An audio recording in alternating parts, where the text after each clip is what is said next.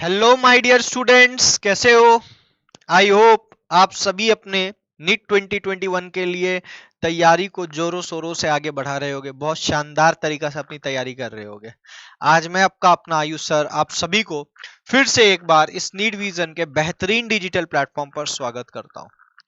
आज मैं आप सभी के सामने लेक्चर नंबर 7 को लेकर के आया हूं, some basic concept of chemistry का।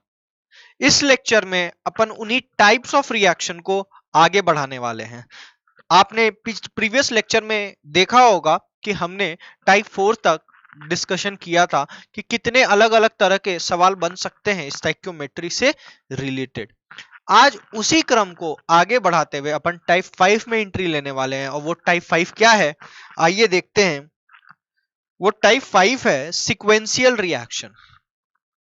अब ये सीक्वेंशियल रिएक्शन होता क्या है? सीक्वेंशियल रिएक्शन का मतलब क्या होता है? बेसिकली जब भी कोई आपके सामने केमिकल रिएक्शन का नाम लेता है तो आपके दिमाग में एक फिगर बनता है कि कोई भी रिएक्शन एक एक पर्टिकुलर स्टेप में हो रहा होगा। जैसे आपको कोई अगर बोल दे कि NaOH को HCl के साथ रिएक्शन कराइए, तो आप क्या करेंगे? आपके दिमाग में एक ही रिएक्शन तुरंत आप बना दोगे, NaCl प्लस H2O। और जैसे ही आप ये रिएक्शन को लिखोगे तो आपके दिमाग में ये फिगर बनेगा कि हाँ, ये रिएक्शन एक स्टेप में हो रहा है। और ज्यादातर आप जो अभी तक रिएक्शन देखते आए हो क्लास 10 तक, ठीक है, उन रिएक्शंस में आपको जो देखने को मिलता है वो क्या देखने को मिलता है कि वो एक स्टेप में ही ये रिएक्शन हो रहा है। ठीक है, अब जो कि ये एक स्टेप में हो रहे हैं तो आपके दिमाग में ये फिगर बन जाता है कि हमेशा केमिकल रिएक्शन एक ही स्टेप में हो रहा होगा। लेकिन एक्चुअल में ऐसा नहीं है। होता है क्या है कि बहुत बार ऐसे रिएक्शंस जो आपको लगते हैं कि ये सिंगल स्टेप में हो रहे होंगे, वो अंदर ही अंदर मल्टीपल स्टेप्स में हो रहे होते हैं। फॉर एग्जांपल, जैसे ये रिएक्शन आपने देखा होगा, NO प्लस NO2 क्या बनाता है? NO2 बनाएगा। NO प्लस O2 क्या बनाएगा? NO2 बनाएगा। अब ये रिएक्शन आपको देख करके क्या फीलिंग आता है? ये रिएक्शन को देख करके आपके मन में यही फीलिंग आ रहा होगा कि ये रिएक्शन सिंगल स्टेप में हो रहा होगा। बट एक्चुअली में क्या हो रहा है पता है? ये रिएक्शन दो स्टेप्स में हो रहा है। मतलब जो रिएक्शन को आप सिंगल स्टेप में समझ रहे थे, एक्चुअली में ये मल्टीपल स्टेप्स में हो रहा होगा। अब जैसे ही आपको कोई बोला कि कोई रिएक्शन मल्टीपल स्टेप्स में हो रहा है, तो आपके दिमाग में ये बात आनी आएगी कि अगर ये मल्टीपल स्टेप्स में हो रहा है तो फिर ये सिंगल प्रोडक्ट कैसे यील्ड कर रहा है? जरूर वो मल्टीपल स्टेप्स में मल्टीपल प्रोडक्ट्स फॉर्म हो रहे होंगे, और वो जो मल्टीपल प्रोडक्ट्स फॉर्म हो रहे हैं वो फाइनल प्रोडक्ट्स में क्यों नहीं नजर आ रहे हैं? तो मैं आपको बताना चाहूंगा कि हाँ, मल्टीपल स्टेप्स में मल्टीपल प्रोडक्ट्स यील्ड हो रहे हैं। लेकिन यहां पर सीक्वेंस किस तरीके से सेट होता है कि पहले NO N2O2 बनाता है। पहले NO किस में कन्वर्ट होता है? N2O2 में होता है। और ये जो N2O2 बना, ये फर्दर उसी रिएक्शन में कंज्यूम हो जाता है और लास्ट में NO2 का फॉर्मेशन करता है। कहने का मतलब यह है कि डायरेक्ट NO2 से नहीं मिलता है, पहले NO N2O2 में कन्वर्ट होता है। पहले NO N2O2 में कन्वर्ट होता है और फिर वो N2O2 जो फर्स्ट रिएक्शन का प्रोडक्ट था, देखिए जो स्टेप नंबर 1 का प्रोडक्ट था, वो स्टेप नंबर 2 में किसके तरह बिहेव करता है? रिएक्टेंट के तरह। हाँ, इस रिएक्शन में जो प्रोडक्ट बना वो कंप्लीटली रिएक्टेंट की तरह बिहेव करता है। लेकिन ऐसा कोई जरूरी नहीं है, हो सकता है कि स्टेप 1 में और भी कुछ प्रोडक्ट्स बन रहे हो, लेकिन वो प्रोडक्ट का इस्तेमाल स्टेप 2 में नहीं हो रहा हो, ऐसा भी हो सकता है। लेकिन हाँ, स्टेप 1 में भले 2 प्रोडक्ट बन रहे हो, 3 प्रोडक्ट बन रहे हो, 4 प्रोडक्ट बन रहे हो सकता है कि चारों का चारों इस्तेमाल में ना आ रहा हो, लेकिन कोई ना कोई कम से कम एक ऐसा प्रोडक्ट जरूर होगा प्रीवियस वाले स्टेप का जो आगे आने वाले स्टेप्स में पार्टिसिपेट करेगा एज अ रिएक्टेंट। तो वैसा प्रोडक्ट जो प्रीवियस स्टेप का प्रोडक्ट हो और जो आगे आने वाले स्टेप है उसमें वो रिएक्टेंट की तरह बिहेव कर रहा हो, मतलब वो एज अ प्रोडक्ट फॉर्म हुआ लेकिन फिर वो रिएक्शन में ही कंज्यूम हो जा रहा है आगे का प्रोडक्ट को येल्ड करने के लिए, वैसे प्रोडक्ट को इंटरमीडिएट प्रोडक्ट कहते हैं। इंटरमीडिएट प्रोडक्ट कहते हैं। अब ये इंटरमीडिएट प्रोडक्ट का बेसिक मतलब क्या निकलता है कि वो प्रोडक्ट जो रिएक्शन के बीच में बन रहा हो और वापस से कंज्यूम हो जा रहा है। ये एक ऐसा प्रोडक्ट है जो बीच में बन तो रहा है लेकिन वापस से कंज्यूम हो जा रहा है in the reaction, in the further steps of the reaction, due to which वो प्रोडक्ट आपको फाइनल प्रोडक्ट में या फाइनल यील्ड में नजर नहीं आता है और वैसे प्रोडक्ट को कहते हैं इंटरमीडिएट प्रोडक्ट।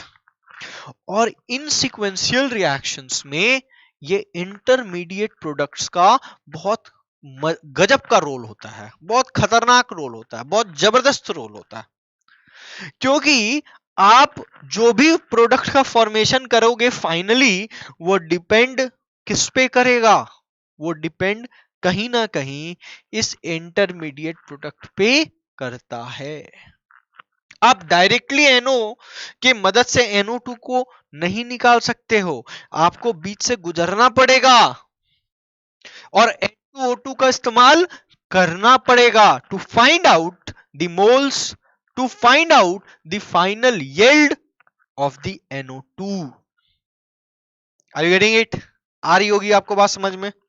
आइए इसी सिलसिले में अपन आगे बढ़ते हुए देखते हैं कि मान लीजिए आपको NO का X मोल दिया हुआ है। क्या दिया हुआ है? NO का X मोल। हाँ, एक बात याद रखना, मैं आपको प्रीवियस लेक्चर से बोलता आ रहा हूं कि जब भी स्टाइकियोमेट्री का सवाल आए रिएक्शन लिखो, अगर रिएक्शन दे दिया है तो उसे बैलेंस्ड करो, अगर बैलेंस नहीं होगा तो आप कोई भी कंक्लूजन तक नहीं पहुंच सकते हैं और गलती होने का चांस ज्यादा बन जाता है। तो सबसे पहला चीज रिएक्शन लिखो और उसको बैलेंस करो। स्टेप नंबर 2 जो वेरी इंपॉर्टेंट है, जो मैंने एप्लीकेशन में आपको सिखाया था, एक अपने तरफ से जो भी इंफॉर्मेशन का यूज करके, उस केमिकल रिएक्शंस का इंफॉर्मेशन का यूज करके जो भी आप प्रोडक्ट बनाना चाहो उसे जरूर बनाओ, ठीक है? और उसके मोल्स को जरूर लिखो, उसके अमाउंट्स को जरूर बताइए जो भी आप मोल कंसेप्ट के एप्लीकेशंस में सीखे थे, ठीक? तीसरी बात यूनिटरी मेथड, जिसको थ्रू आउट द चैप्टर अपन गजब तरीका से यूज करते हुए आ रहे हैं, आज भी यूज करते हुए नजर आएंगे, और भी आप आगे भी चलोगे तो भी यूज करेंगे, तो चीजें ऑटोमेटिकली आपकी स्ट्रांग हो जाएगी। अगर नहीं भी है तो टेंशन की कोई बात नहीं है।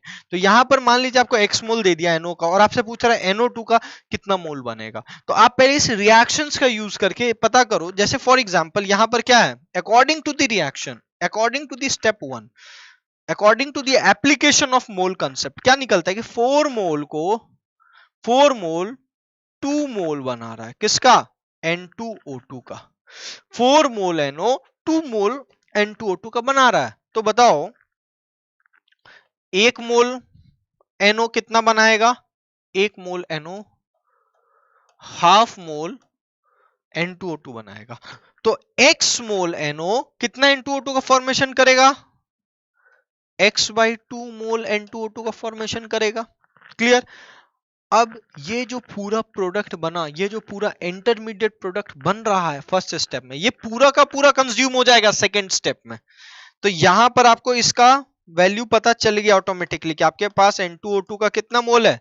X/2 मोल है। अब इस रिएक्शन में देखो, क्या ये बैलेंस्ड है? हाँ, ये बैलेंस्ड है। अब इस बैलेंस्ड रिएक्शन को अपन कैसे लिख सकते हैं कि N2O2 का 1 मोल ऑक्सीजन के 1 मोल के साथ रिएक्ट करके 2 मोल NO2 का बनाएगा। तो यहां से हम क्या इक्वेशन सेट करेंगे? हमको N2O2 का यूज करके NO2 का मोल्स को फाइंड आउट करना है। तो आपको पता है 1 मोल 2 मोल बना रहा है, तो X/2 मोल कितना मोल बनाएगा? 2 इंटू X/2 मोल का फॉर्मेशन होगा। आप इसको काटोगे तो आंसर क्या आ जाएगा? X मोल आ जाएगा। तो हेंस द करेक्ट आंसर आपका क्या आएगा? हेंस जो करेक्ट आंसर है वो क्या आएगा? X मोल आएगा। आया कि नहीं आया बेटा समझ में? यस और नो? तो यहां से जब भी आपको ये दिया हुआ हो और डिफरेंट स्टेप्स दिए हुए हो तो आपको पहले इंटरमीडिएट प्रोडक्ट को समझना है। कौन इंटरमीडिएट प्रोडक्ट है, कैसे समझोगे? प्रीवियस वाले का प्रोडक्ट आने वाले स्टेप्स का रिएक्टेंट की तरह बिहेव करना चाहिए, वही पर्टिकुलर कंपाउंड इंटरमीडिएट कंपाउंड की तरह बिहेव करता है या इंटरमीडिएट प्रोडक्ट की तरह बिहेव करता है। अब इसमें एक पॉइंट जानने वाली है, देखो यहां पर तो इसका 2 मोल था और यहां इसका 1 मोल था, तो फिर यहां पर अपने को x/4 मोल यूज करना चाहिए था, लेकिन ऐसा नहीं है। जो भी इंटरमीडिएट प्रोडक्ट बनेगा वो कंप्लीट कंज्यूम हो जाता है through out the reaction last में आते आते।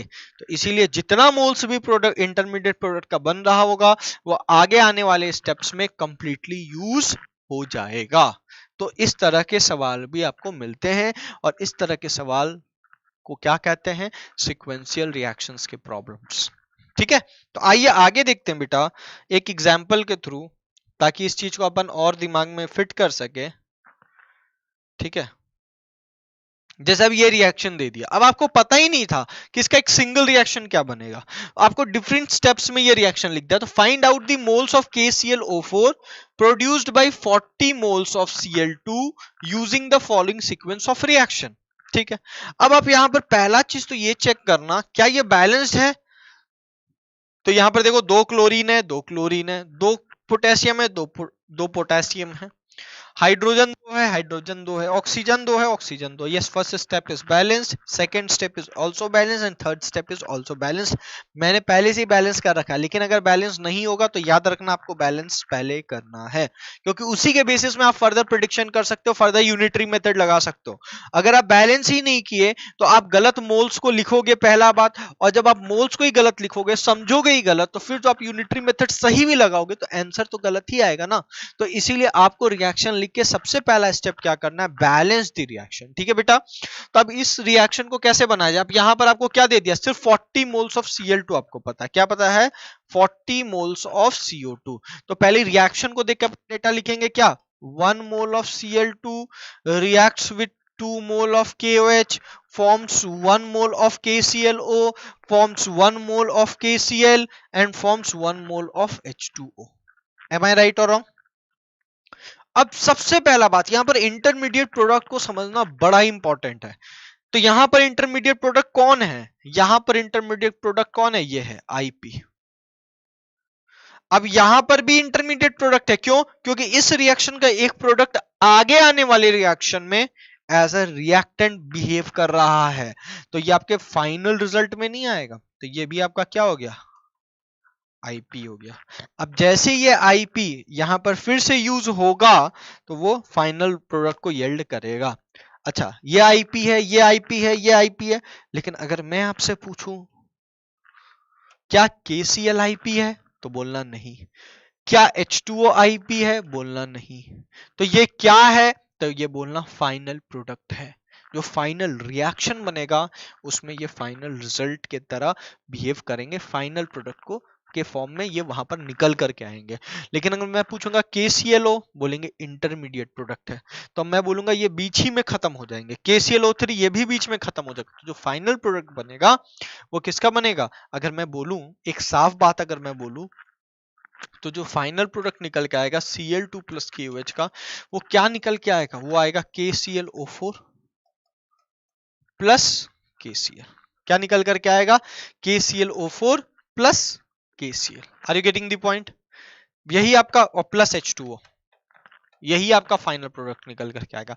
यहां कहीं पर भी इंटरमीडिएट प्रोडक्ट का किसी भी तरीका का यूज आपको नजर नहीं आएगा। देखो फाइनल प्रोडक्ट में यही तीनों आ रहे हैं, तो जो यहाँ पर आगे फर्दर रिएक्शन में ये चीजों को प्रेडिक्ट करने में आपको मदद करेगा कि कितना KClO4 बन रहा है, आप डायरेक्ट नहीं प्रेडिक्ट कर सकते हो, आपको क्या करना पड़ेगा, स्टेप बाय स्टेप प्रोसेस को फॉलो करना पड़ेगा।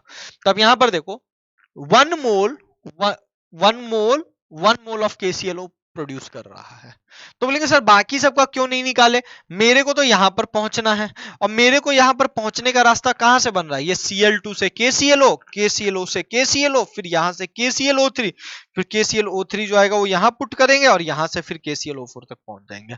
तो बाकी सबका हमको अमाउंट निकालने का कोई खास जरूरत नहीं नजर आता है, कोई खास मजबूरी नजर नहीं आता है। तो अपने को क्या करना है, इसी पैटर्न को फॉलो करते हुए आगे बढ़ना है।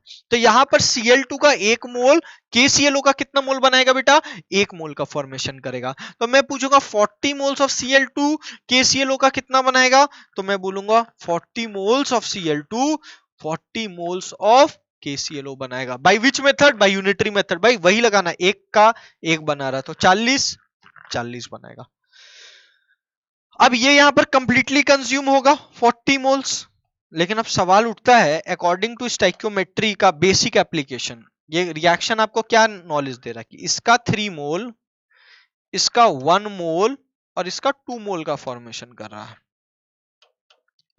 तो अपन कैसे निकालेंगे? 3 मोल इसका 1 मोल बना रहा है, तो इसका 1 मोल कितना मोल बनाएगा? इसका 1 मोल इसका 1/3 मोल का फॉर्मेशन करेगा। एम आई राइट और रॉन्ग? जल्दी से बताना। इसका 3 मोल इसका 1 मोल बना रहा है, तो इसका 1 मोल कितना बनाएगा? 1/3 मोल बनाएगा KClO3 का। तो इसका 40 मोल्स कितना बनाएगा? इसका 40 मोल्स 40/3 मोल्स का फॉर्मेशन करेगा KClO3 का। तो अब ये जो 40/3 मोल बना है KClO3, ये कंप्लीटली कंज्यूम होगा रिएक्शन में। क्यों? क्योंकि ये मेरा क्या है? ये मेरा IP है। तो 40/3 मोल्स लास्ट में KClO4 का फाइनल अमाउंट बता देगा। उसके लिए फिर बेसिक फंडा का यूज करना है कि इसका 4 मोल इसका 3 मोल बना रहा है, तो इसका 1 मोल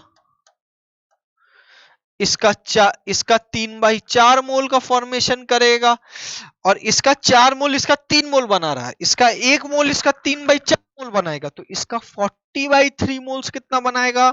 इसका 40/3 मोल्स 3/4 इंटू 40 बनाएगा। आंसर क्या आएगा? आंसर लास्ट में 40/3 था ना, आंसर लास्ट में 10 मोल्स निकल करके आ जाएगा।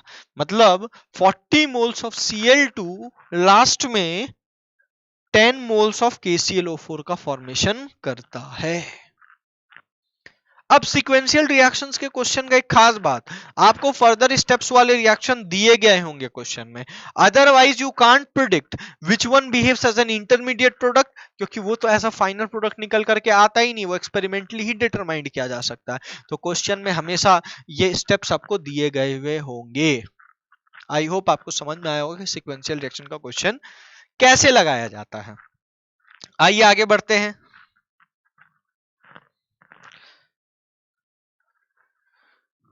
बोलोगे सर सेम ही क्वेश्चन आ गया? नहीं बेटा, इसमें थोड़ा सा तड़का लगा हुआ है। पता है सवाल में तड़का कैसे लगा हुआ है? इसमें यील्ड परसेंटेज को जोड़ दिया गया। इस क्वेश्चन में यील्ड परसेंटेज को भी साथ में जोड़ दिया गया है, और अब आपसे सवाल पूछा जा रहा है कि बताओ फाइनल प्रोडक्ट क्या बनेगा। तो यील्ड परसेंटेज जोड़ने से क्या हो गया?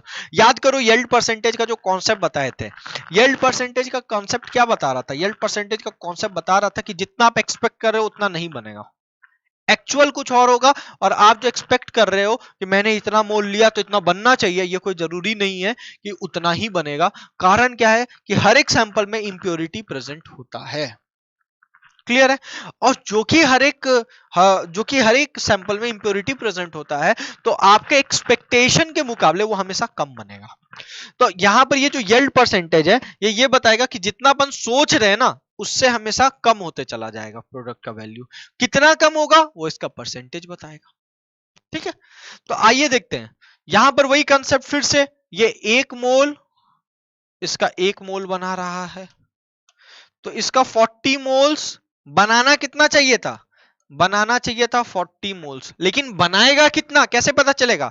अब इसमें बोला ये 50% यील्ड दे रहा है, ये 25% यील्ड दे रहा है, और ये 20% दे रहा है। बनाना चाहिए था, मतलब ये मेरा क्या है? एक्सपेक्टेड है। ये मेरा क्या है? एक्सपेक्टेड है। बनाएगा कितना? 50% ऑफ 40 ही, ये मेरा क्या निकलेगा? Actual yield. तो 50% ऑफ 40 कितना हो जाएगा? 20 मोल्स। ये मेरा क्या निकला? Actual yield. बोलेंगे सर ये कैसे लिख दिया डायरेक्ट? तो मैं बता देता हूं परसेंटेज का रूल। ये परसेंटेज को हटाना है, नीचे 100 बैठाना है, और ऑफ के जगह पे क्या लिखना है? इनटू, यहां लिख देना 40, ये 0 कटा, ये 0 कटा, 5 इंटू 4 क्या आ गया? 20 मोल्स। बोलो कोई दिक्कत? कोई दिक्कत नहीं होगा। अब यहां पर देखो 3 मोल, इसको पेन अलग ले लेता हूं मैं, इसके 3 मोल इसके 1 मोल बना रहे हैं, तो इसका 1 मोल इसका 1/3 मोल बना रहा होगा। अब यहां पर कितना यील्ड हुआ है, यहां पर 40 मोल्स Cl2 लेने पर क्या 40 मोल्स के ClO बनाए क्या? नहीं, यहां 40 मोल्स Cl2 लेने पर मात्र 20 मोल्स के ClO का फॉर्मेशन हुआ है। तो यहां पर ये 20 मोल्स कंप्लीटली कंज्यूम होगा, लेकिन फिर उसमें भी दिक्कत है, क्योंकि जितना आप ले रहे हो उसका मात्र 20% ही एक्चुअली में यील्ड हुआ है। तो अब होगा क्या, 1 मोल इसका 1/3 मोल बना रहा है, तो 20 मोल्स को कितना बनाना चाहिए था? 20/3 मोल्स बनाना चाहिए था। मतलब बनाना चाहिए था तो 20/3 मोल्स, तो ये मेरा क्या हो गया, एक्सपेक्टेड यील्ड। लेकिन क्या इतना बन रहा होगा? नहीं। ये कैसे आपको पता चला? ये इस यील्ड परसेंटेज को देख करके पता चला कि जितना ये सोच रहे हैं उतना यील्ड नहीं होगा। तो कितना बनेगा? तो 25% ऑफ 20/3 मोल्स। मतलब हम इसको क्या लिख सकते हैं, 25/100 इंटू 20/3। ये मेरा क्या निकल के आएगा बेटा? एक्चुअल यील्ड निकल करके आएगा। और जब आप इसको सॉल्व करोगे तो ये आपका आ जाएगा एक्चुअल यील्ड 5/3 मोल्स। बोलो हाँ या ना? तो यील्ड परसेंटेज को लगा देने से क्वेश्चन जबरदस्त बन गया, मजेदार बन गया, तड़का लग गया सवाल में। अब यहां पर देखो, ठीक इसी कंसेप्ट को फिर से वापस यूज करेंगे, लेकिन पेन का कलर थोड़ा सा अलग ले लेता हूं ताकि आपको दिक्कत ना हो समझने में। अब यहां पर क्या हो जाएगा, according to stoichiometric basic concept या एप्लीकेशन ऑफ मोल कंसेप्ट, तो क्या हो जाएगा बेटा, 4 मोल इसका 3 मोल बना रहा है, तो इसका 1 मोल इसका 3/4 मोल बनाएगा। इसका 4 मोल इसका 3 मोल बना रहा है, तो इसका 1 मोल कितना बनेगा, 3/4 मोल बनाएगा। तो इसका 1 मोल पता चलेगा कितना बना रहा है। तो बताओ तुम्हारे पास कितना है KClO3, 5/3 मोल। तो 5/3 मोल कितना बनाना चाहिए, 3/4 डिवाइडेड बाई 5/3, आंसर आ गया 5/4 मोल बनाना चाहिए। मतलब अभी भी जो आप निकाले हो वो क्या निकाले हो, एक्सपेक्टेड यील्ड निकाले हो, लेकिन एक्चुअल में तो मात्र ओनली 20% ही बन रहा है। तो 20% बन रहा है तो क्या कितना हो जाएगा, 5/4 का 20%।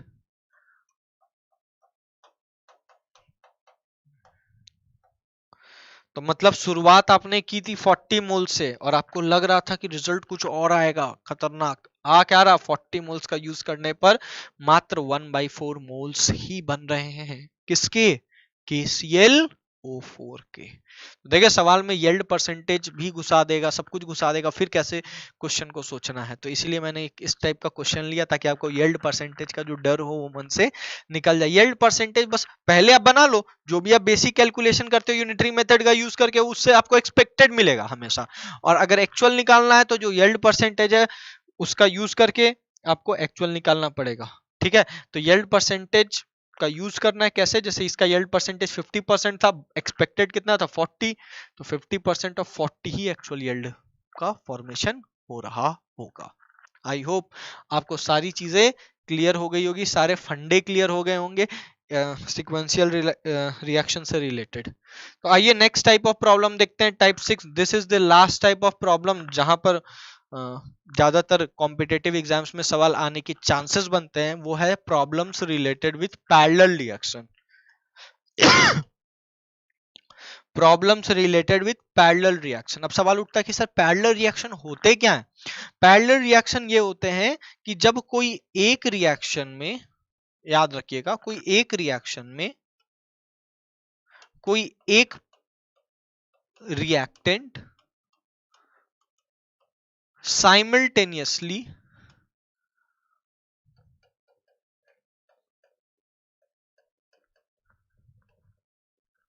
दो रिएक्शंस परफॉर्म कर रहे हो,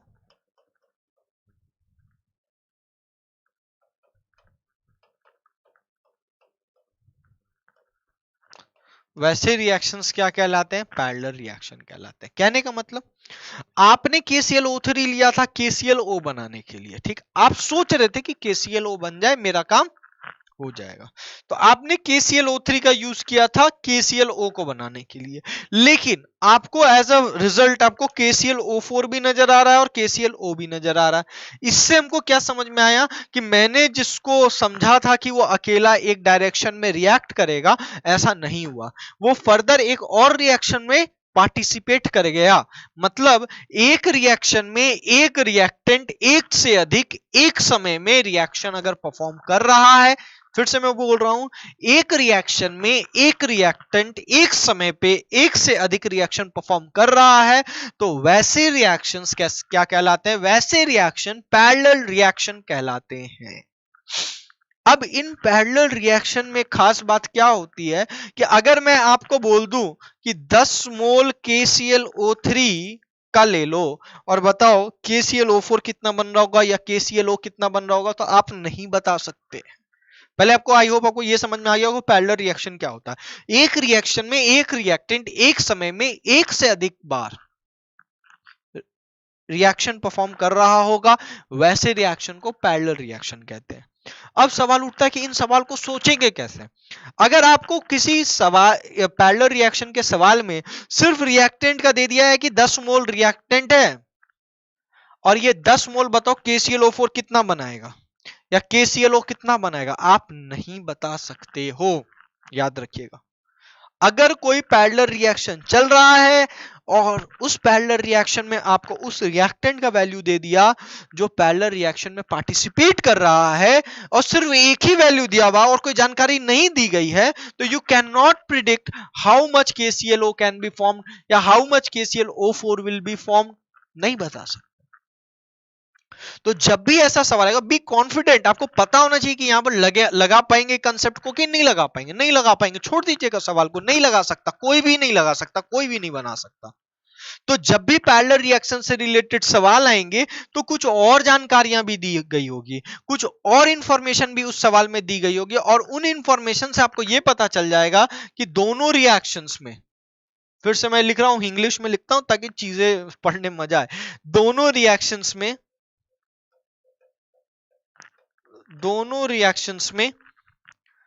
KClO3 कितना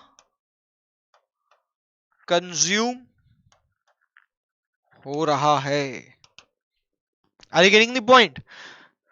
तो दोनों रिएक्शन में KClO3 कितना कंज्यूम हो रहा है यह आपको पता होना चाहिए कि यहां पर इसका कितना यूज हो रहा है, यहां पर इसका कितना यूज हो रहा है, तभी आप उन दोनों रिएक्शन में उन दोनों प्रोडक्ट्स के अमाउंट के बारे में बता सकते हो।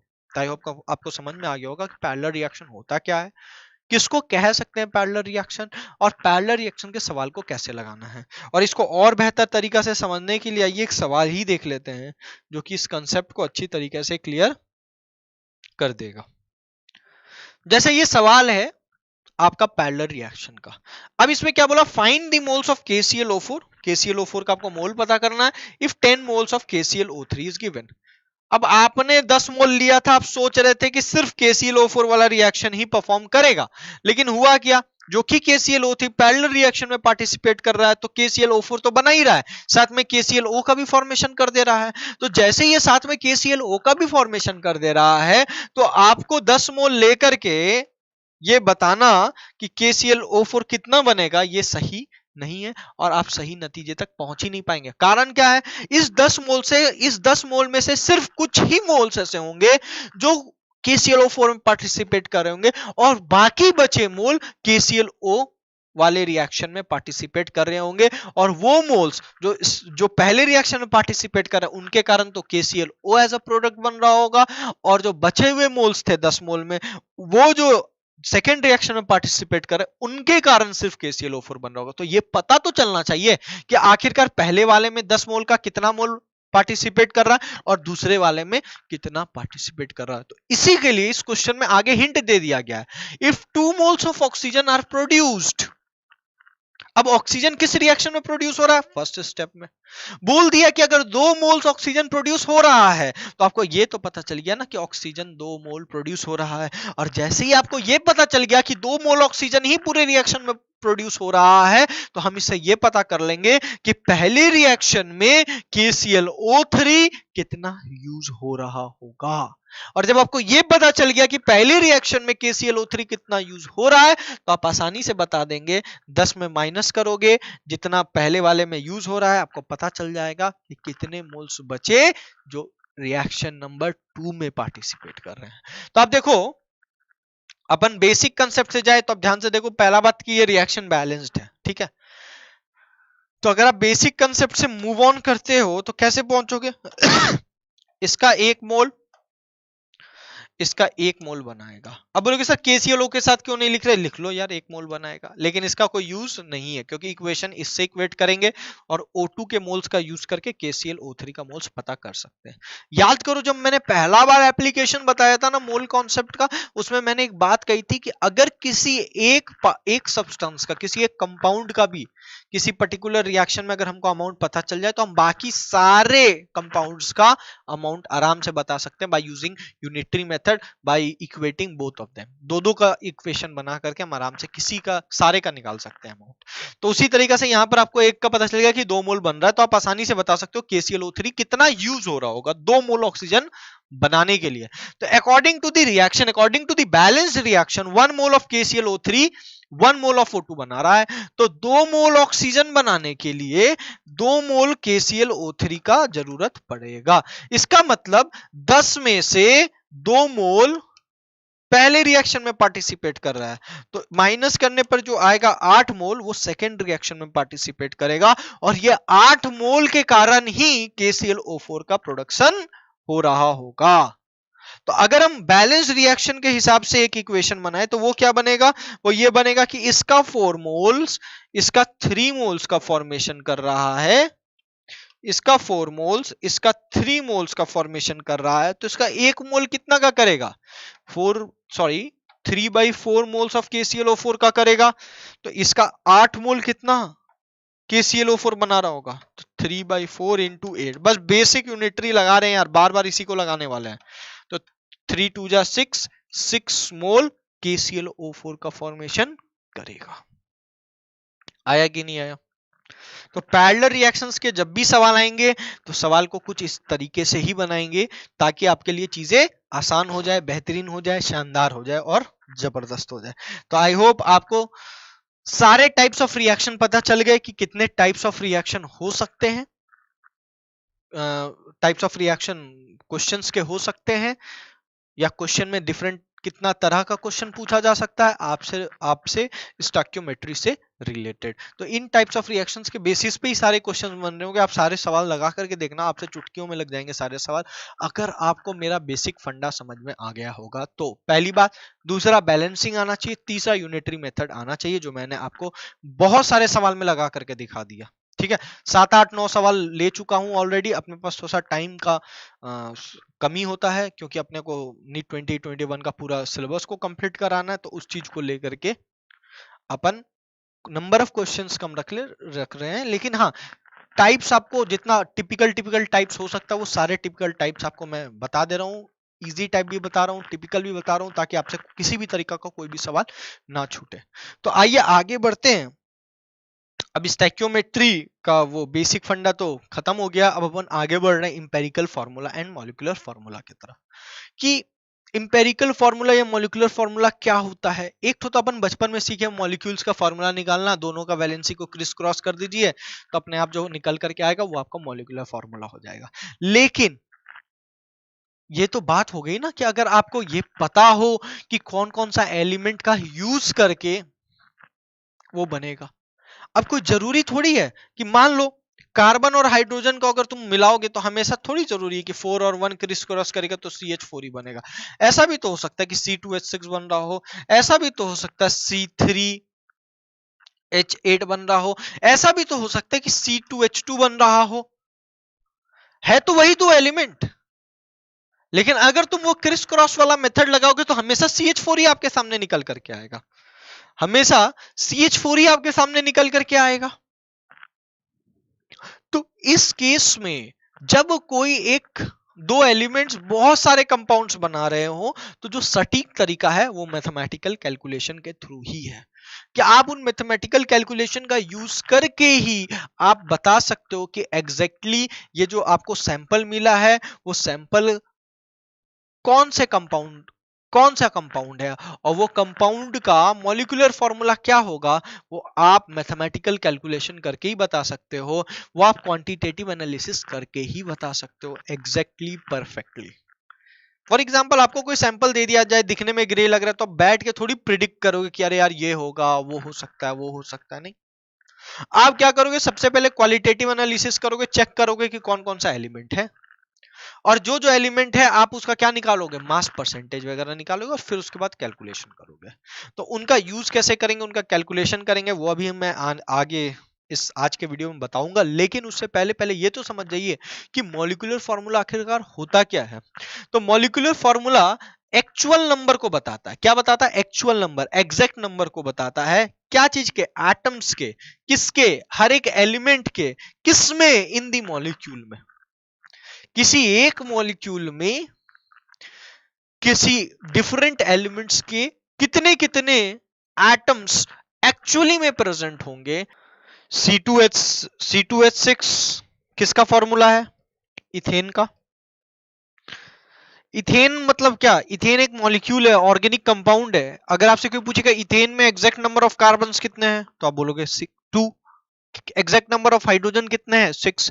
उसी तरीके से बेंजीन का बात करें तो आप क्या बोलोगे? C6H6। मतलब कार्बन कितने हैं? 6। हाइड्रोजन कितने हैं? 6। तो आप exact number of the atoms of different elements which are present in the molecules, उसके बारे में आप आराम से बता सकते हो। ठीक उसी तरीके से अपन अगर ग्लूकोज का बात करें तो C6H12 वो 6। मतलब इस ग्लूकोज में अगर हम आपसे पूछे कि कार्बन का कितना नंबर ऑफ एटम्स है, तो कार्बन का 6 नंबर ऑफ एटम्स है। हाइड्रोजन का कितना नंबर ऑफ एटम्स है? 12 है। ऑक्सीजन का कितना नंबर ऑफ एटम है? 6 है। तो यह किस बात को बता रहा है? यह एग्जैक्ट नंबर, यह एक्चुअल नंबर ऑफ एटम्स को बता रहा है। किसका? हर एक एलिमेंट का जो उस मॉलिक्यूल में प्रेजेंट है। This is called molecular formula. अब अगर अपन बात करें, जो दूसरा टाइप का फॉर्मूला होता है वो है इंपेरिकल फॉर्मूला। अब ये इंपेरिकल फॉर्मूला क्या चीज को बताता है? ये बताता है सिंपलेस्ट होल नंबर रेशियो को। ये क्या बताता है? सिंपलेस्ट होल नंबर रेशियो को। किसका? हर एक एलिमेंट का, ईच एलिमेंट का। किसमें? इन दी मॉलिक्यूल में। फॉर एग्जाम्पल अगर अपन बात करें C2H6, ये क्या है? मॉलिक्यूलर फॉर्मूला MF लिख दे रहा हूं शॉर्ट फॉर्म, और इंपेरिकल फॉर्मूला का शॉर्टकट EF लिख रहा हूं। ये मेरे तरफ से दिया गया शॉर्ट फॉर्म है, ठीक है, मैं ऐसा लिख रहा हूं, ठीक है। ये कोई साइंटिस्ट या किसी के द्वारा नहीं दिया गया है, ठीक है, कि इसको हर जगह वैलिड रहेगा। तो अगर इथेन का मॉलिक्यूलर फॉर्मूला C2H6 और अगर हम आपसे पूछे इंपेरिकल फॉर्मूला इसका क्या होगा, तो आप इसका सिंपलेस्ट होल नंबर रेशियो निकालिए। आप 2 से डिवाइड दीजिए तो क्या निकल करके आएगा पता है? CH3। और CH3 आया तो देखो ध्यान से, हम इसका इंपेरिकल फॉर्मूला को यहां पर लिख दिए हैं। उसी तरीके से C6H6 के इंपेरिकल फॉर्मूला क्या होगा? CH। आप उसका सिंपलेस्ट होल नंबर रेशियो निकालिए, 6 से दोनों को डिवाइड दीजिए तो कार्बन भी 1 हो जाएगा और हाइड्रोजन भी 1 हो जाएगा। उसी तरीके C12H22 O11 को आप किसी एक पर्टिकुलर नंबर से तीनों का सिंपलेस्ट होल नंबर रेशियो नहीं निकाल सकते। तो यहां पर आप देख रहे हो कि इंपेरिकल फॉर्मूला जो है वो मॉलिक्यूलर फॉर्मूला के बराबर हो गया है। लेकिन यहां पर आप ग्लूकोज के केस में निकाल सकते हो CH2O, क्योंकि आप 6 से डिवाइड दो, ये 1 हो जाएगा। 12 को 6 से डिवाइड दो, 2 हो जाएगा। ऑक्सीजन को 6 से डिवाइड दो, 1 हो जाएगा। तो अगर आपसे कोई पूछेगा इंपेरिकल फॉर्मूला क्या बताने का काम करता है, तो empirical formula simplest whole number ratio को बताने का काम करता है। किसका? नंबर ऑफ एटम्स का। किसका? हर एक एलिमेंट का। किसमें? मॉलिक्यूल में। That is called empirical formula. इसके एक नोट पॉइंट है, वो मैं आपको आगे चल करके बताऊंगा। पहले तीसरा टाइप का फॉर्मूला देख लो। ये तीसरा टाइप का फॉर्मूला क्या है? ये तीसरा टाइप का फॉर्मूला को कहते हैं स्ट्रक्चरल फॉर्मूला। स्ट्रक्चरल फॉर्मूला किस चीज को बताता है? स्ट्रक्चरल फॉर्मूला कनेक्टिविटी को बताता है कि हर एक एटम आपस में कैसे कनेक्टेड है। किसमें? मॉलिक्यूल में हर एक एटम आपस में कैसे कनेक्टेड है वो कौन बताने का काम करता है? वो ये स्ट्रक्चरल फॉर्मूला बताने का काम करता है। मॉलिक्यूल में मॉलिक्यूलर फॉर्मूला के थ्रू, ये नहीं कि एम्पेरिकल फॉर्मूला के थ्रू आप स्ट्रक्चरल फॉर्मूला को ड्रॉ करोगे। स्ट्रक्चरल फॉर्मूला को आप बना सकते हो किसके यूज से? एम्पेरिकल फॉर्मूला के यूज से। अगर मैं पूछूंगा एम्पेरिकल फॉर्मूला का यूज करके बना सकते हो स्ट्रक्चरल फॉर्मूला, तो बोलना नहीं, क्योंकि जो भी आप कनेक्टिविटी दिखाओगे किसके बीच में? एटम्स के बीच में, तो वो एक्चुअल नंबर ऑफ एटम्स के बीच में दिखाओगे ना। तो एक्चुअल नंबर ऑफ एटम्स कौन सा फॉर्मूला बताने का काम करता है? मॉलिक्यूलर फॉर्मूला बताने का काम करता है। इसीलिए आप मॉलिक्यूलर फॉर्मूला का यूज करके स्ट्रक्चरल फॉर्मूला को बता सकते हो। और उस स्ट्रक्चरल फॉर्मूला में, उस मॉलिक्यूलर फॉर्मूला में प्रेजेंट एटम्स के बीच का कनेक्टिविटी के बारे में भी पता चलता है। फॉर एग्जांपल, अगर अपन बात करें बेंजीन का, तो बेंजीन का मॉलिक्यूलर फॉर्मूला क्या होगा बेटा? मॉलिक्यूलर फॉर्मूला होगा C6H6। और मैं बोलूं कि अगर आप इसका स्ट्रक्चरल फॉर्मूला ड्रॉ करो तो आप कैसा ड्रॉ करोगे? C double bond C single bond C double bond C single bond C single bond, इधर डबल बॉन्ड, और हर एक कार्बन को हाइड्रोजन से जोड़ दो।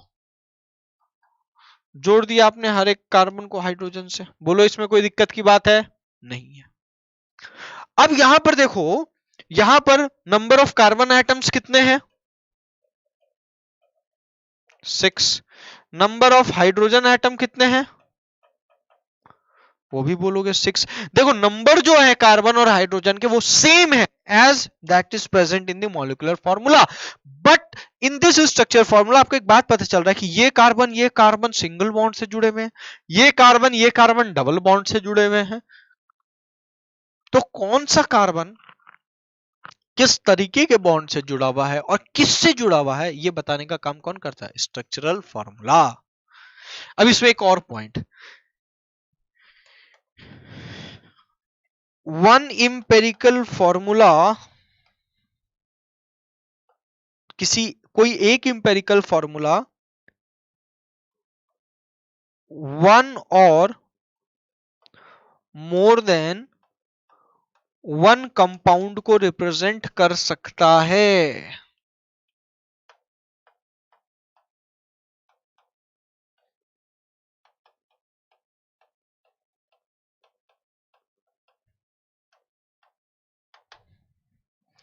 लेकिन one molecular formula one compound को ही रिप्रेजेंट करेगा, सिंगल कंपाउंड को ही रिप्रेजेंट करेगा। Are you getting the point? Single compound को ही रिप्रेजेंट करेगा, लेकिन एक इंपेरिकल फॉर्मूला एक से अधिक कंपाउंड को रिप्रेजेंट कर सकता है। यह है ज्ञान की बात। जीके भी ज्ञान की बात यहां पर क्या निकल के आई कि एक फॉर्मूला एक से अधिक कंपाउंड को रिप्रेजेंट कर सकता है, लेकिन एक मॉलिक्यूलर फॉर्मूला एक ही कंपाउंड को रिप्रेजेंट करेगा। और जब एक मॉलिक्यूलर फॉर्मूला एक कंपाउंड को रिप्रेजेंट कर रहा होगा तो हम यह भी कह सकते हैं कि एक स्ट्रक्चरल फॉर्मूला एक कंपाउंड को रिप्रेजेंट करेगा। कारण क्या है कि आप स्ट्रक्चरल फॉर्मूला जो बनाते हो वो मॉलिक्यूलर फॉर्मूला का यूज करके ही बनाते हो, एम्पेरिकल फॉर्मूला का यूज नहीं करते हैं। तो आई होप आपको टाइप्स ऑफ फॉर्मूला के बारे में पता चला होगा। मॉलिक्यूलर फॉर्मूला किसको कहते हैं, स्ट्रक्चरल फॉर्मूला किसको कहते हैं, और एम्पेरिकल फॉर्मूला किसको कहते हैं। अब स्ट्रक्चरल फॉर्मूला और भी डिफरेंट टाइप्स का होता है, कंडेंस्ड, बॉन्ड लाइन, डॉटेड, बहुत तरह का होता है स्ट्रक्चरल फॉर्मूला। उसको अपन ऑर्गेनिक केमिस्ट्री जब स्टार्ट करेंगे तब सीखेंगे। लेकिन फिलहाल जो अपने को सीखना वो है एम्पेरिकल फॉर्मूला कैसे निकालते हैं और मॉलिक्यूलर फॉर्मूला कैसे निकालते हैं, by using the mathematical equation, by using their mass percentage, by using their composition percentage, या by using their abundance percentage. ये नाम तीनों अलग अलग लग रहा है, लेकिन इन तीनों की जो भावनाएं हैं वो सेम है। तीनों की भावनाएं एक ही है, शब्द अलग अलग है। तो आइए शुरुआत करते हैं हाउ टू फाइंड आउट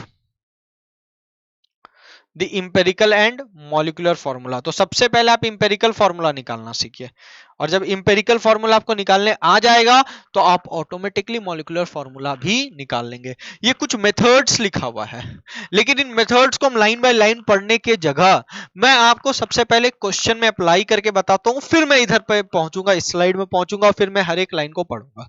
तो आइए शुरुआत करते हैं क्वेश्चन के थ्रू, क्योंकि क्वेश्चन के थ्रू आपको इसको समझना बड़ा आसान हो जाएगा। तो जैसे ये क्वेश्चन है, find the mass percentage of carbon, hydrogen and oxygen, और सबका फाइंड द मास परसेंटेज नहीं, sorry, if the mass percentage of carbon, hydrogen and oxygen are given then find the empirical formula.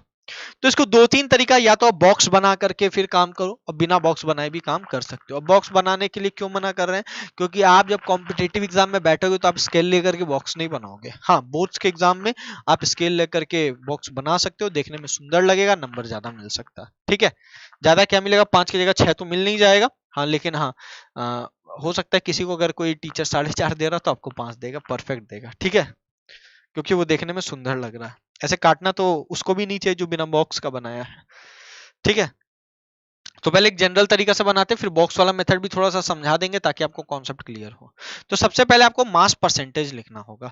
सबसे पहले आप क्या करो, एक साइड में एलिमेंट्स को लिखो और दूसरा साइड में चीजों को लिखेंगे। तो मान लीजिए हम एलिमेंट्स को पहले लिखते हैं इस तरफ। ठीक है, तो आपके पास एलिमेंट्स कौन कौन सा है, कार्बन है, देन हाइड्रोजन है, एंड देन ऑक्सीजन है। अब अपन बात करेंगे कि मास परसेंटेज कितना दिया हुआ है। तो मास परसेंटेज आपको दिया हुआ है कार्बन का 40%, हाइड्रोजन का कितना दिया हुआ 6.6%, और ऑक्सीजन का कितना दिया हुआ 51.4%। ठीक, इसमें कोई दिक्कत की बात नहीं है। अब अगर इसको अपन और फर्दर कन्वर्ट करें, मासेस में लिखे, तो कैसे लिख सकते हैं, तो मास में जब भी लिखोगे तो आपको 100 ग्राम समझ करके समझना कि 100 ग्राम में कितना कितना कार्बन होगा, कितना हाइड्रोजन होगा और कितना ऑक्सीजन होगा। तो थोड़ा सा लिखना आसान हो जाता है, 200 में भी निकाल सकते हो, कोई दिक्कत की बात नहीं, लेकिन 200 में निकालोगे तो कैलकुलेशन ज्यादा करना पड़ेगा। तो अब 100% लेकर के चलो, तो डायरेक्ट आप इसी को लिख सकते हो, 40 ग्राम, 6.6 ग्राम और 51.4 ग्राम। ये बड़े आसानी से आप लिख दिए, अदरवाइज यहाँ पर क्या होता वो आपको कैलकुलेट करना पड़ता। तो इसलिए अपन 100 ग्राम लेकर के ही काम करते हैं। तो आपको गिवन मास पता चल गया। अब इनका मॉलिक्यूलर मास आपको पता हो, सॉरी मॉलिक्यूलर कहाँ से हो गया, sorry atomic mass. Atomic mass आपको सबका पता होगा। तो इनका एटॉमिक मास क्या होगा बेटा, एटॉमिक मास कार्बन का कितना होता है 12, और हाइड्रोजन का कितना होता है 1, और ऑक्सीजन का कितना होता है 16। ठीक, अब आपको इनका एटॉमिक मास भी पता चल गया। तो नेक्स्ट स्टेप क्या करेंगे, उसके बाद अपन निकालेंगे मोल्स। मोल्स कैसे निकालोगे, given mass divided by atomic mass, याद आया, मोल का कॉन्सेप्ट में बताया था मैंने, given mass divided by atomic mass. तो गिवन मास आपका कितना है 40 डिवाइडेड बाय 12, आंसर आएगा 3.3, चलता रहेगा 3.3333, तो 3.3 लिख दो। 6.66 डिवाइडेड बाय 1, आंसर क्या आएगा बेटा 6.66, और यहां पर हो जाएगा 51.4 डिवाइडेड बाय 16, इसका भी आंसर 3.33 समथिंग कुछ आएगा। अब आप यहां पर गौर से देखो तो आपको एक चीज नजर आ रहा होगा कि ये जो आपको मोल्स है ये किस में दिया हुआ, ये पॉइंट्स में दिया हुआ। तो जब भी ऐसा हो तो अपन उसको सिंपल होल नंबर रेशियो में कन्वर्ट करेंगे। सिंपल होल नंबर रेशियो में कन्वर्ट करेंगे तो क्या करेंगे, देखो 3.3 से अगर हम सबको डिवाइड दे दे तो सिंपलेस्ट फॉर्म क्या निकल करके आएगा, आपको सिंपलेस्ट फॉर्म में बदलना होगा। तो सिंपलेस्ट फॉर्म क्या निकल करके आएगा, सिंपलेस्ट फॉर्म निकल के आएगा 3.33 डिवाइडेड बाई 3.33, ये हो जाएगा 6.66 डिवाइडेड बाई 3.33, और इधर हो जाएगा 3.33 डिवाइडेड बाई 3.33। अब इसको आप डिवाइड दोगे तो आंसर क्या आ जाएगा 1, इसको डिवाइड दोगे तो आंसर आ जाएगा 2, इसको डिवाइड दोगे तो 1। अब ये सिंपल होल नंबर में कन्वर्ट हो चुका है। तो अब आपको इसका एम्पेरिकल फॉर्मूला लिखना है। तो सबसे पहले क्या लिखिए, कार्बन, फिर लिखिए हाइड्रोजन, और फिर लिखिए ऑक्सीजन। ठीक है, और इन सबके नीचे में आपको क्या करना पड़ेगा, नंबर लिखना होगा। अब नंबर कैसे लिखोगे, नंबर इसका सिंपलेस्ट होल नंबर रेशियो को देख के लिखो, क्या आया 1, सी के नीचे क्या आ जाएगा 1, हाइड्रोजन का क्या आया है 2, तो यहाँ पर हाइड्रोजन के नीचे क्या आ जाएगा 2, ऑक्सीजन का क्या आया है 1, तो ऑक्सीजन के नीचे आ जाएगा 1। अब जब कभी भी किसी के नीचे 1 लिखा हुआ हो तो लिखो चाहे मत लिखो, बात बराबर है, क्योंकि मैंने आपको बताया था स्टोइकियोमेट्रिक कोएफिशिएंट्स समझाते वक्त कि अगर केमिस्ट्री में कुछ नहीं लिखा हुआ है किसी एलिमेंट के आगे या नीचे तो समझेंगे उसका कोई नहीं है, तो उसका क्या है, उसका 1 है। तो उसी तरीके से यहाँ पर आप इसका फॉर्मूला लिख सकते हो CH2O। और ये जो आपका निकल के आया, ये क्या निकल के आया, इंपेरिकल फॉर्मूला निकल के आया। तो मेथड क्या है, पहले मास परसेंटेज पता करो। मेथड क्या है आपका, पहले पता करो मास परसेंटेज क्या है, फिर पता करो मास क्या है, फिर पता करो एटॉमिक मास किसका क्या होता है। तो मैंने आपको पहली क्लास में कहा है कि 30 तक तो आपका एटॉमिक मासेस याद होने ही चाहिए। और फिर निकालो मोल्स। मोल्स निकालने के बाद सिंपल रेशियो, सिंपल फॉर्म में उसको बदलो, सिंपल रेशियो में ले जाओ, और जो वो सिंपल रेशियो निकल के आएगा याद करो डेफिनेशन इंपेरिकल फॉर्मूला का। मैंने कहा था empirical formula represent the simplest ratio of the numbers of the atoms of each element in the molecule। तो ये सिंपलेस्ट रेशियो ही तो है। अदर तो इसको अगर हम हर एक एलिमेंट के नीचे लिख दे तो जो फॉर्मूला जनरेट होगा उसको अपन क्या कहते हैं, इंपेरिकल फॉर्मूला कहते हैं। ठीक है, अगर आप ध्यान से इस स्लाइड को पढ़ोगे, मैं हट जाता हूँ, एक स्क्रीनशॉट ले लेना, यही सारी बातें लिखी हुई है। पहला बात क्या लिखा हुआ, find the percentage composition. Find करने की जरूरत नहीं, क्वेश्चन में दिया हुआ होगा। ये परसेंटेज कॉम्पोजिशन का मतलब मास परसेंटेज ही होता है, या कहीं कहीं पर नाम बदल के अबंडेंस परसेंटेज लिखा हुआ रहता है, तो डरने की कोई बात नहीं है। दूसरा, divide the mass percentage of mass percentage composition bye its atomic mass, ताकि आप क्या फाइंड आउट कर सको, मोल्स। मैंने बता चुका हूं मैं आपको already. Convert the moles in the simplest whole number ratio, और फिर क्या करो, हर एक एलिमेंट का सिंबल लिखो और उसके नीचे में वो सिंपलेस्ट होल नंबर रेशियो का नंबर को लिख दो, तो जो फॉर्मूला ऑब्टेंड होगा वो क्या निकलेगा, वो इंपेरिकल फॉर्मूला निकलेगा। इस तरीके से अपन क्या करते हैं, इंपेरिकल फॉर्मूला को फाइंड आउट करते हैं।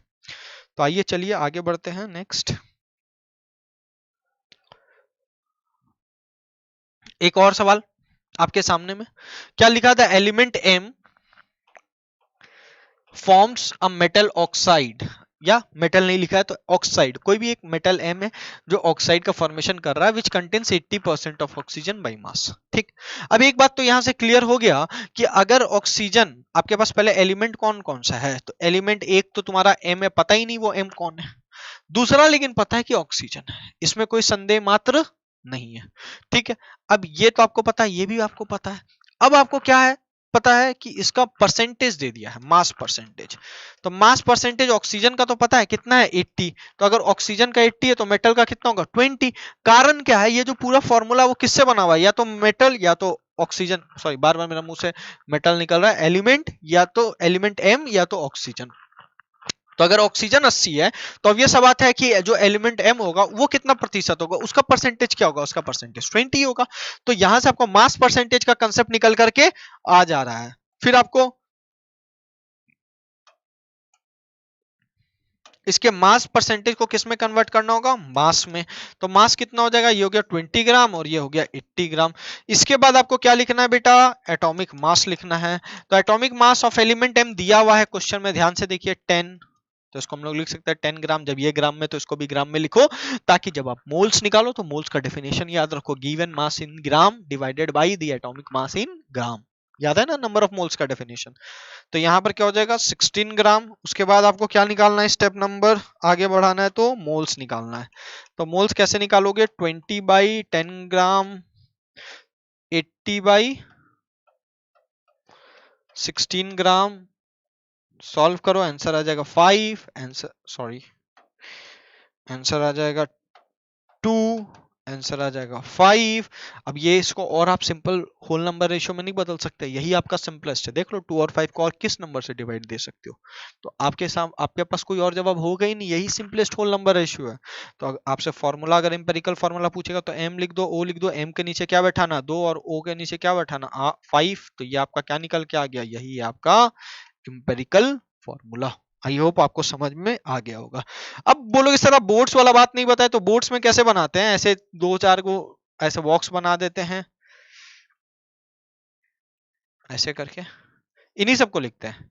एक साइड में एलिमेंट लिख देते हैं, फिर लिख देते हैं मास परसेंटेज, फिर लिख देते हैं मास, मतलब जो इस साइड में लिखे ना इसको ऊपर में लिख दो, फिर लिख देते हैं मोल्स, फिर लिख देते हैं सिंपलेस्ट रेशियो, और यहां लिख देंगे, जैसे यहाँ 2 है तो मेटल M और दूसरा ओम। ओ, एलिमेंट एम, सॉरी फिर से मेरा मुंह से मेटल निकल गया, एलिमेंट एम और नीचे ओ। क्यों क्यों क्यों मेटल निकला पता है? क्योंकि जनरली मेटल को अपन एम से डिनोट करते हैं, इसलिए इसीलिए मेरा मुंह से निकल जा रहा है, लेकिन है एलिमेंट। हमको नहीं पता कि एलिमेंट मेटल है कि क्या है। ठीक है, तो ये एम हो गया, ये ओ हो गया। अब इसका परसेंटेज लिख दो 20%, इसका परसेंटेज लिख दो 80%, फिर यहाँ 20 ग्राम, यहाँ 80 ग्राम। ओह, यहाँ पर मोल्स निकालना है तो एटॉमिक मास का भी एक आपको बनाना पड़ेगा। यहाँ पर एटॉमिक मास का लिख देना और यहाँ मोल लिख देना। तो एटॉमिक मास इसका कितना दिया हुआ 10, इसका कितना दिया हुआ 16 ग्राम। तो यहाँ पर जो रेशियो निकलेगा, मोल्स निकलेगा, वो क्या आएगा 2 या आएगा 5। यही आपका सिंपलेस्ट होल नंबर रेशियो है। तो आपको इंपेरिकल फार्मूला लिखना है तो एम के नीचे 2, ओ के नीचे 5। ये भी एक तरीका है, ये देखने में थोड़ा सा सही लगता है और हम सोचते हैं कि कौन उतना बनाएगा कॉम्पिटेटिव एग्जाम में, फटाफट खींचो, है ना। तो यहाँ तक आपको आई होप क्लियर हो गया होगा कि कैसे इंपेरिकल फॉर्मूला पता करते हैं। तो आगे बढ़ते हैं इसी सिलसिले में। अब आपको इंपेरिकल फॉर्मूला आ गया, नेक्स्ट जो निकालना सीखना वो है मॉलिक्यूलर फॉर्मूला, कि मॉलिक्यूलर फॉर्मूला कैसे निकालते हैं। तो मॉलिक्यूलर फॉर्मूला निकालते वक्त जो सबसे इंपॉर्टेंट चीज है वो है कि आपको सबसे पहले तो इंपेरिकल फॉर्मूला ही निकालना पड़ेगा। और इंपेरिकल फॉर्मूला तो मैंने अभी आपको निकालना सिखाया ही। और अगर आपको इंपेरिकल फॉर्मूला आप निकाल लिए हो तो आपको सिर्फ n का वैल्यू निकालना है। और अगर आप n का वैल्यू निकाल लोगे तो मॉलिक्यूलर फॉर्मूला निकालना बड़ा आसान है। आप आसानी से इसको क्या कर दो, मल्टीप्लाई कर दो। अब सवाल उठता है कि सर n का वैल्यू कैसे निकालेंगे। तो n का वैल्यू निकालने का दो तरीका है। या तो आपको क्वेश्चन में पहले ही से मॉलिक्यूलर मास दिया हुआ होगा, ऑलरेडी दिया हुआ होगा, नहीं दिया हुआ होगा तो नहीं बना सकते हो। नहीं दिया हुआ होगा तो आप मॉलिक्यूलर फॉर्मूला नहीं बना सकते हो। तो ऑलरेडी क्वेश्चन में मेंशन्ड होगा मॉलिक्यूलर मास। तो अगर मॉलिक्यूलर मास दिया हुआ है तो इंपेरिकल मास आप निकालोगे। कैसे निकालोगे? इंपेरिकल फॉर्मूला का यूज करके। याद करो मॉलिक्यूलर मास वाला लेक्चर मैंने आपको किसी भी मॉलिक्यूलर फॉर्मूला में अगर पता है आपको कौन कौन सा एटम कितने नंबर में, तो आप आसानी से उस मॉलिक्यूल का मॉलिक्यूलर मास निकाल लेते थे। ठीक उसी तरीका से इंपेरिकल फॉर्मूला में भी आपको पता है कि उस फॉर्मूला में कौन सा एलिमेंट का एटम कितने नंबर में है। तो अगर आपको पता है कि कौन सा एलिमेंट का एटम किस नंबर में है तो आप आसानी से उसके इंपेरिकल फॉर्मूला का भी मास निकाल सकते हो। तो इंपेरिकल फॉर्मूला का मास निकालने के लिए आपको इंपेरिकल फॉर्मूला निकालना पड़ेगा। और आपको मैंने अभी तुरंत सिखाया कि इंपेरिकल फॉर्मूला कैसे निकालते हैं।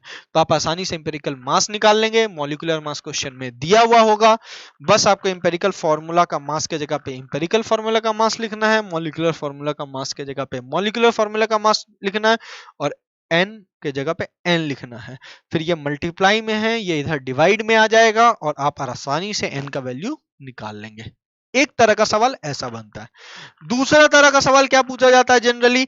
दूसरे तरीके के सवाल में ये बात क्लियर है कि मॉलिक्यूलर मास नहीं दिया हुआ होगा तो उसके जगह पे क्या देगा? तो उसके जगह पे वेपर डेंसिटी दे देगा। और अगर आपको वेपर डेंसिटी दिया हुआ है तो आप आसानी से उसका मॉलिक्यूलर मास निकाल सकते हो, क्योंकि वेपर डेंसिटी का जो फॉर्मूला होता है मॉलिक्यूलर मास बाई 2 होता है। अब आप हमसे ये मत पूछना ये क्यों होता है, कारण मैंने आपको प्रीवियस लेक्चर्स में सिखा चुका हूं कि what is vapour density, vapour density का कंसेप्ट क्या होता है, कहां पर वहां पर 2 क्यों आया, ये फॉर्मूला डिराइव कैसे हुआ, मैंने हर एक चीज बता रखा है। अगर आपको क्लियर नहीं है आप उस लेक्चर में विजिट करिए, लेक्चर नंबर 4 है। उस लेक्चर नंबर 4 में आप वेपर डेंसिटी का कंसेप्ट को समझिए, फिर आपको अपने आप समझ में आ जाएगा कि ये फॉर्मूला कहां से आया। तो आप यहां से फिर मॉलिक्यूलर मास निकाल लो और इंपेरिकल मास आपको आता है निकालने में, फिर ऊपर वाले जगह पे पुट करो और आपके पास n का वैल्यू निकल करके आ जाएगा। तो यही है बेसिक फंडा, यही है बेसिक कंसेप्ट कि मॉलिक्यूलर फॉर्मूला कैसे कैलकुलेट करते हैं। मेन फंडा क्या है? n निकालना। या तो मॉलिक्यूलर फॉर्मूला का मास दे देगा, नहीं देगा तो वेपर डेंसिटी के थ्रू निकालना पड़ेगा। तो आइए क्वेश्चन देखते हैं।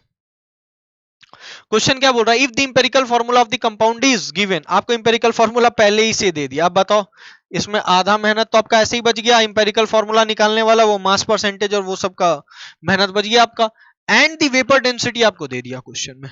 अब यहां पर क्या है, आपको पहले इंपेरिकल फॉर्मूला दे दिया तो आप इंपेरिकल फॉर्मूला का मास निकालो, ईएफएम निकालो। कैसे निकालोगे?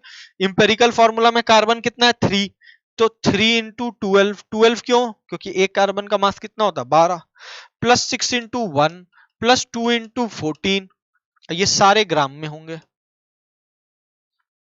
तो वैल्यू आपका क्या निकल के आ जाएगा 36 ग्राम प्लस 6 ग्राम प्लस 28 ग्राम, और 36 ग्राम प्लस 6 प्लस 28 हो गया 34 ग्राम, और 4 और 6 10 40, और ये हो जाएगा आपका 70 ग्राम। यहां से आपका क्या निकल के आ गया, इंपेरिकल फॉर्मूला का मास।